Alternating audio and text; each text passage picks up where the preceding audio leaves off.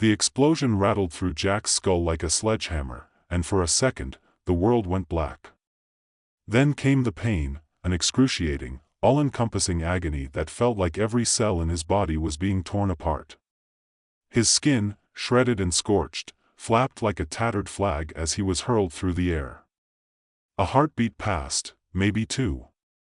But it felt like an eternity. The last thing he saw before everything faded to darkness was the chaos around him, the flash of gunfire, the chaos of retreating soldiers, and the distant thrum of helicopters. For a moment, Jack thought he might have died. He wasn't sure if he was dead or just in the worst possible pain his mind could conjure. But he couldn't focus on that. He had a mission. Jack woke up to a sterile white light blinding him, like a neon sun overhead. A beep. The soft pulse of something mechanical. His entire body felt heavy, impossibly heavy, like someone had replaced his bones with lead. Every inch of his body screamed in pain, and yet, there was something different. He could feel things moving under his skin. Tiny, microscopic things that weren't supposed to be there. He tried to speak, but the words caught in his throat, as if his lungs had been drained of their capacity to function. His mouth was dry, and it tasted like metal. Everything about his senses felt distorted, heightened, but alien. "He's awake," a voice said, sharp and clinical. He tried to turn his head, but it was a struggle, like his neck had been fused to the pillow. Slowly, he blinked the blurriness away and found himself staring at a ceiling of stark white tiles. "Mr. Jack Mason," the voice continued. It was female. Calm. Detached. "You've been through something extraordinary. Your body is, in the process of reconstruction." Jack tried to focus, to get a grip on the situation. He thought he heard something else, a faint laugh that didn't quite match the tone of the room. The person at his side sounded too calm, too professional, as if she were explaining something routine, like a broken leg being put back into place. "Reconstruction?" Jack croaked, finally forcing his mouth to form the word. His voice sounded hoarse, strained, like it hadn't been used in days. The woman at his side, dressed in a white lab coat, nodded. "Yes. We've taken steps to ensure your survival. You're going to be better than you were." Better. Jack didn't feel better. In fact, he felt more broken than ever, as though something inside him had been irrevocably altered. But then again, that wasn't exactly new for Jack Mason. He'd been in war long enough to know that survival came with a cost. The question was, what kind of cost? His body felt different.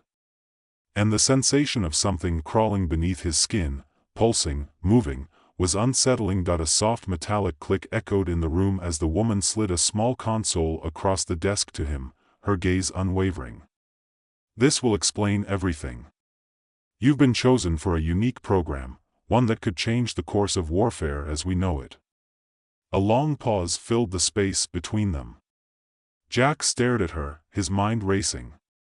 "A program?" he muttered, his thoughts fuzzy, but there was something about the word warfare that still triggered a distant instinct to focus. "What happened to me?" Her eyes softened ever so slightly, as if the truth was something she didn't want to say, but had no choice. "You were critically injured during the operation. The blast left you beyond repair. But the military had contingencies in place. We've used the latest nanotechnology to rebuild you, Jack." He blinked. "Nano, what?" She nodded, her expression unreadable. "Nanobots. We injected a specialized swarm of nanomachines into your body. They've been working to repair your organs, your muscles, your bones. Your tissues are being regenerated on a cellular level as we speak. And in the process, we've enhanced you." Jack tried to process the information. His mind wasn't firing on all cylinders yet, but the pieces were starting to click into place. He wasn't dead. He wasn't even close. Enhancements? He grimaced. "What the hell are you talking about?" The woman let out a soft sigh.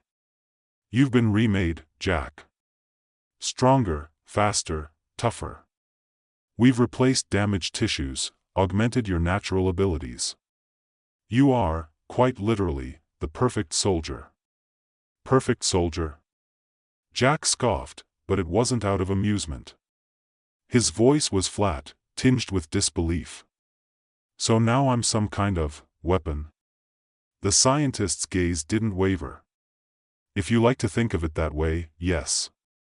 Jack pushed himself into a sitting position, his limbs feeling stiff and foreign as he attempted to flex them. His body, though obviously altered, felt oddly alien to him. He flexed his right hand, and the muscles moved in ways he wasn't accustomed to, like a machine, but one that wasn't quite his own. But there was something else. Under the sensation of foreignness, there was power. Raw, untamed power that surged through his veins that he clenched his fists, testing the feeling. So, I'm a freak now? The woman looked at him impassively. Not a freak. A soldier. Over the next few days, Jack underwent a series of tests. Drills, strength assessments, speed exercises. The military was relentless in its drive to ensure his newly enhanced abilities lived up to expectations.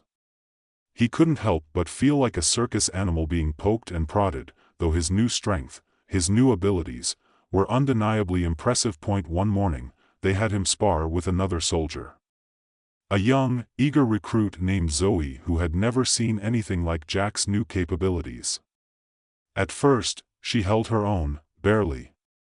Then, Jack switched gears. His reflexes were beyond human. He dodged her strikes, countered them effortlessly, and sent her sprawling across the mats with a single, well-placed blow. Zoe scrambled to her feet, breathless, staring at him wide-eyed. What the hell? I've never seen anyone move like that. Jack's lips quirked into a grin, but it wasn't a smile. You haven't seen anything yet. It wasn't long before Jack became the star of every mission. The battlefield was his domain, and his nanobots ensured that nothing could stop him. He healed from gunshot wounds in seconds, shrugged off blade strikes like they were nothing, and his strength had become the stuff of legend. Jack was unstoppable. At first, it felt great. In a way, it was everything Jack had ever wanted. The military had always viewed him as expendable, but now he was an asset. He was someone they couldn't afford to lose. There was power in that. But as time went on, something started to eat at him. It started small. A faint ache in his muscles. A lingering sense that something wasn't quite right. Jack shrugged it off. But as the missions grew more intense, the sensation grew too. His reflexes were starting to slow. The sharpness in his mind wasn't as sharp anymore. His thoughts became jagged, fragmented, and a gnawing voice in the back of his mind began to whisper that he was no longer in full control of his own body. One night, after a mission, Jack sat alone in his quarters, staring at his reflection in the bathroom mirror. The man looking back at him was a stranger, his eyes too hard, his features too still. It was like he was looking at a ghost. The nanobots, the things that had saved him, rebuilt him, were beginning to consume him. But that wasn't the worst part. The worst part was that he didn't know if it would stop, or if, at some point, he would simply cease to be human at all. The next morning, Jack barely slept. His dreams were fragmented, dark flashes of violent images mixed with disjointed memories of the lab, of the endless tests, of the weight of the nanobots beneath his skin. He could almost feel them, those little machines coursing through his veins, taking over, getting deeper, more invasive. It was like they were waiting for something, preparing for something he couldn't understand. When he finally dragged himself out of bed, the dull throb in his head was accompanied by a deeper, more persistent ache beneath his ribs. He had begun to ignore the pain in his joints. The tingling sensation in his extremities, the strange way his body felt both stronger and weaker at the same time, had become routine. But today, it was different. It felt like the nanobots were fighting him now, instead of helping him. The realization hit him harder than any explosion had. He stumbled into the cafeteria, a few of the soldiers giving him half-hearted nods as he grabbed his usual breakfast, scrambled eggs and a protein shake that tasted like rubber. His stomach churned as he shoved the eggs into his mouth, forcing them down, not really tasting them. The protein shake felt heavier than usual, like it was thickening as it slid down his throat. "Jack, you okay?"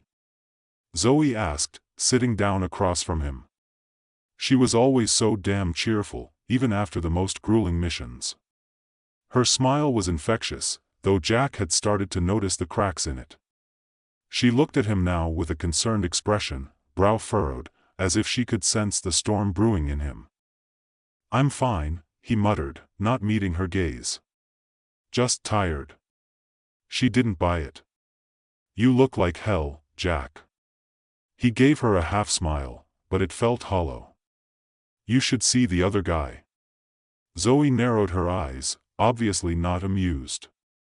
"You know, you keep saying that, but after all the missions we've been on, I think you're starting to become the other guy." Jack froze, the words cutting deeper than he expected. It was like she'd hit the nerve he'd been avoiding, the one he could never quite numb, no matter how many soldiers he took down, no matter how many missions he completed. He didn't answer her, just shoved the empty tray aside and stood abruptly. "Jack," Zoe called as he walked away. "I'm serious. Something's wrong with you." He didn't stop. He couldn't. The weight of the nanobots, the constant feeling of something foreign inside him, was growing too much. Every step he took felt like dragging a weight behind him, an invisible burden that made his movements stiff and calculated. His body was no longer just his. It was something else. He was something else. The day dragged on, the training exercises more like tests of endurance than real combat scenarios. But Jack had lost interest in them long ago. The drills had become mechanical, his body was so fast, so precise, that it was starting to feel like the movements weren't even his own. Every punch, every dodge, every strike, had become automatic. The part of him that had once found joy in combat, an adrenaline rush, a thrill, was fading, leaving only the hollow aftermath of a machine doing its job. By the time the sun set, Jack was exhausted, but it wasn't physical exhaustion. It was something else. His mind was fraying at the edges. The nanobots inside him were too active, too relentless, and the more he ignored them, the worse they seemed to get. He was losing control. He needed to shut them down. That night, as he lay on his cot in the dimly lit barracks, he reached out and grabbed his phone from the nightstand. His hands were shaking as he typed out a message to Dr. Cheng, the scientist who had been responsible for his transformation. "I need to talk. I need you to shut it down." He hit send before he could second-guess himself. The reply came quickly. "We can't. It's too dangerous. You can't survive without the nanobots. They're in too deep now. Then I'll die." Her response was immediate and terse. "It's not that simple. We've reached a point of no return, Jack. The nanobots have fused with your cells. If we try to remove them, it could kill you. You've become more machine than man." The words echoed in his mind long after the message had gone unanswered. More machine than man. He already knew it, had felt it creeping up on him, gnawing away at his humanity. But hearing it confirmed, hearing her say it so bluntly, felt like a death sentence. The message came a minute later. "You have to make a choice. Control it, or let it control you. But there's no turning back." Jack slammed his phone down on the cot, not caring if it cracked. His breath was shallow, his fists clenched tight against the sheets. Control. He'd been trying to control it for weeks, but every time he thought he had a handle on it, the power surged back, overwhelming him. He didn't know what was worse, the idea of being a walking weapon, a tool for the military, or the fear that the nanobots would one day take over entirely, leaving him a hollow shell, a mindless machine that could never escape the orders of his superiors. He stood, the cot creaking beneath him, and walked toward the bathroom mirror. The man looking back at him wasn't the Jack Mason he'd once known. His eyes, too cold, too empty, stared back at him like a stranger. His face was still the same, but it had lost something vital. His humanity. That's when the pain started again. A deep, gnawing ache, radiating from his core, spreading outward to his limbs. His chest tightened, and it felt like something inside him was trying to tear its way out. The nanobots were rejecting him, fighting to stay in control. He could feel them. He gritted his teeth and staggered to the sink, splashing cold water on his face. It did little to calm him, but he needed something, anything, to break the rising panic. In the silence of his room, he heard the faint hum of the nanobots inside him, like an electrical current coursing through his veins. They were everywhere now, his blood, his organs, his bones. They were part of him, and they were getting more aggressive, more insistent, every passing day. They wanted something. They were changing him. Jack's mind raced, but one thought cut through the panic. I need to be free. He couldn't let it go on like this. He couldn't live like this, a puppet to some unseen force. If the nanobots were taking over, then he would fight them with every ounce of willpower he had left. The next day, Jack approached Zoe in the training room after the usual exercises. She was stretching her legs, her face flushed from the workout. She looked up as he walked toward her, sensing the change in him. You okay? She asked, her voice soft but firm. She was more perceptive than most, and Jack could see the concern written all over her face. I'm not okay, he muttered, voice low. He hesitated, then met her gaze. I'm losing control, Zoe. She frowned. What do you mean? Something's wrong, he said, looking over his shoulder to make sure no one was eavesdropping. The nanobots, they're taking over. They're in my head, in my body. I can feel them. Her face paled. Jesus, Jack. You can't. I don't know how much longer I can fight it. He swallowed hard. I need help. Zoe was silent for a long moment, and Jack could see the conflict in her eyes. What do you want me to do? He didn't answer right away. He didn't know what to ask for. What could anyone do?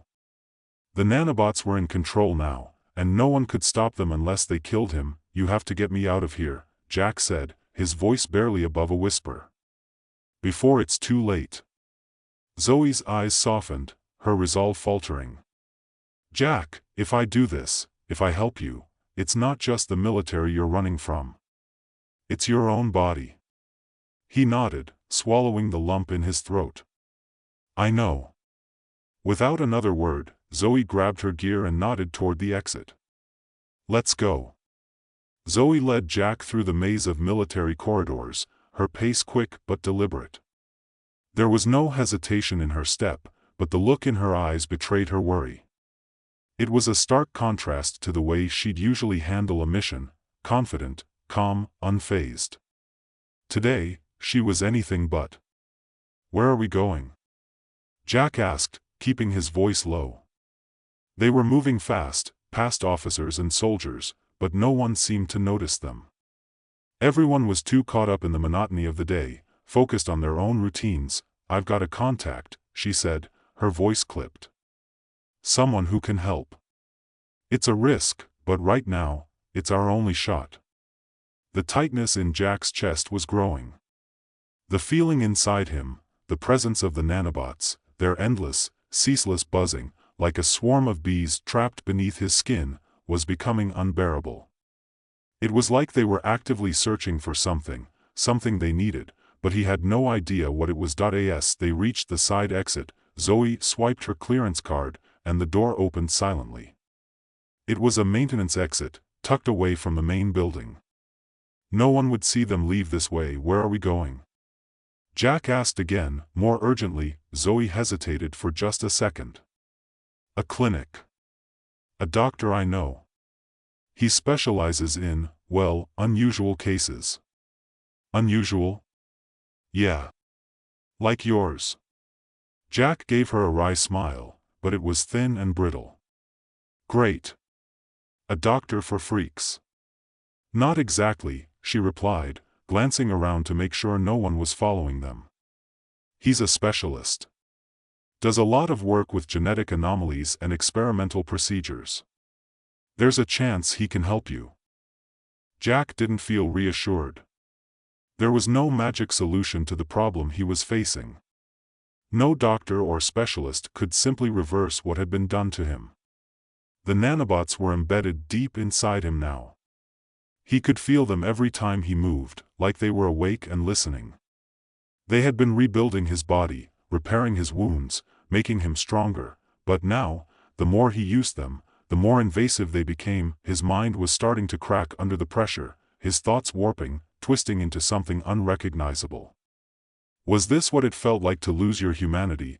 They reached the parking lot and slipped into Zoe's vehicle, a nondescript, military-grade SUV that blended in with all the others. The drive was short but felt endless to Jack. He kept his eyes fixed on the road ahead, his mind spinning. The walls of the car seemed to close in on him, and he had to force himself to breathe deeply, to stay in control. "Just breathe," Zoe said quietly, glancing at him from the corner of her eye. "We're almost there." Jack didn't respond. He couldn't bring himself to speak. Every breath he took seemed to trigger something inside him, like the nanobots were listening, responding. He had to focus, but the more he focused on them, the more they took over. He was losing it. When they finally arrived, Zoe led him down a narrow alley to a door tucked away in the back of a forgotten building. The place was tucked in the shadows, hidden from view, just the way Jack liked it. Zoe knocked twice, then twice again, and the door creaked open. A middle-aged man stood in the doorway, his face lined with age and experience, but his eyes were sharp, assessing. "Zoe," he said, nodding once before his gaze shifted to Jack. "You didn't waste any time, did you?" Jack didn't like the way the man was looking at him, like he was some kind of experiment, a subject to be analyzed. But he forced himself to stay calm. He had no choice. Zoe didn't wait for introductions. "Jack needs your help. Now." The man, Dr. Hawk, as Zoe had referred to him, examined Jack for a moment, his eyes moving over him with an unsettling precision. Finally, he stepped back and motioned them inside. "Come in. We'll talk." The inside of the building was just as sterile and cold as the lab Jack had woken up in. But there was a difference here, an eerie, unsettling feeling that hung in the air. This wasn't a place for hope. It was a place for secrets. Dr. Hawk led them down a dimly lit hallway to a room at the back of the building. The walls were lined with medical equipment that looked old, some of it dusty, as though it hadn't been used in years. The man didn't seem to care about the disrepair. He motioned for Jack to sit on the examination table. "Before we do anything," Dr. Hawk said, his voice low, "I need you to understand something. What you've done to yourself with those nanobots isn't just a physical alteration. It's deeper than that. The machines inside you have become part of you, in a way that can't be undone easily." Jack didn't say anything. He had heard this before, "There's no going back." The words were like a death sentence. "Are you saying there's nothing you can do?" Zoe asked, her voice sharp. "I'm saying that if we tamper with them, if we try to remove them, it could kill him. There's no guarantee we can stop them from continuing to integrate into his system." Jack clenched his fists. He could feel the anger building, a surge of power radiating through him as the nanobots reacted. But it wasn't enough to calm the panic eating at him. He had no control anymore. "None. Then what the hell am I supposed to do?" Jack finally snapped, his voice rough with frustration. Dr. Hawk took a slow breath. "I didn't say there's nothing we can do. But you need to understand that the process of detaching the nanobots from your system is dangerous. It's risky. And there's a good chance you'll never be the same again." Jack swallowed hard, his pulse hammering in his throat. "I don't care about being the same. I just need to stop this." Dr. Hawk's eyes softened just a little, though it wasn't comforting. "You'll have to go through a procedure.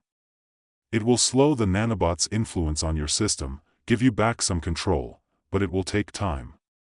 And the nanobots won't give up without a fight. They won't just let you walk away. Zoe's voice cut through the tension. And if we don't do anything? They'll eventually take full control, Dr. Hawk said grimly. They'll rewrite your biology to the point where there's nothing human left. Jack stared at him. Nothing human left. It was what he had feared most that he nodded. Then do it. Whatever it takes. Just get these things out of me. Dr. Hawk's face tightened, but he didn't hesitate. All right. But understand this, Jack, there's no going back after this. Jack looked at Zoe, who nodded in return, her face set with determination. Do it. The procedure was more painful than anything Jack had experienced in his entire life. They hooked him up to a series of machines, and for hours, they worked on extracting the nanobots from his system, each removal sending shocks of agony through his body. It was like being torn apart from the inside out. But Jack gritted his teeth and bore it. If this was what it took to regain control, then he would do it. He would take back his body. He would take back his humanity. It took 3 days for Jack to finally recover enough to sit up on his own, the fog in his mind slowly lifting, the weight in his body easing. The nanobots were no longer swarming inside him. The hum, the buzzing, the feeling of them crawling beneath his skin, it was gone. He was human again, but it wasn't without consequence. His body felt weaker now, less powerful than it had before. The physical enhancements were gone. His strength, his speed, his reflexes, all diminished. He wasn't the perfect soldier anymore. He was just Jack. But as he looked at himself in the mirror again, he saw something he hadn't noticed before. It wasn't the man he had been before the explosion, before the surgery, but it was something better. Something more than the soldier he'd been forced to become. He wasn't sure where he was going next, or what the future held. But for the first time in a long time, he felt free.